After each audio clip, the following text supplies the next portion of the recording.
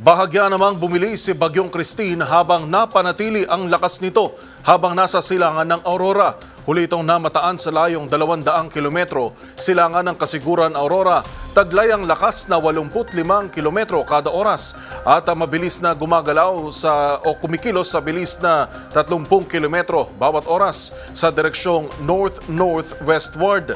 Nagbabala ang pag-asa sa banta ng intense to torrential rains ngayong araw sa mga probinsya ng Cagayan, Isabela, Apayao, Aurora, maging sa Quezon Province, Catanduanes at Camarines Provinces.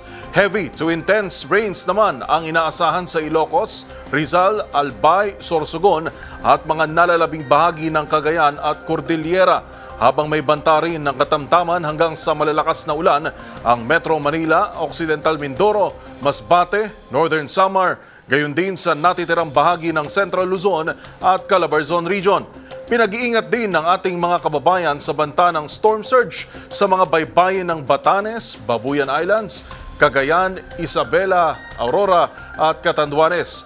Kasalukuyang nakataas ang Tropical Cyclone Wind Signal number 2 sa buong Ilocos Region, Cordillera Region, halos buong Cagayan Valley, Central Luzon, Calabarzon, Bicol Region, pati na rin sa atin sa Metro Manila. Habang signal number 1 naman ang umiiral sa Batanes, gayon din sa malaking bahagi ng Mimaropa at malaking bahagi ng Visayas, Dinagat Islands at Surigao del Norte naman sa Mindanao.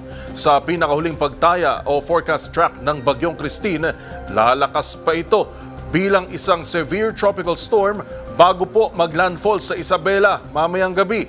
Sa paglabas nito sa West Philippine Sea bukas ay tinatayang hihina ito bilang tropical storm at lalabas na ng Philippine Area of Responsibility sa araw ng Biyernes kung hindi ito magbabago ng direksyon.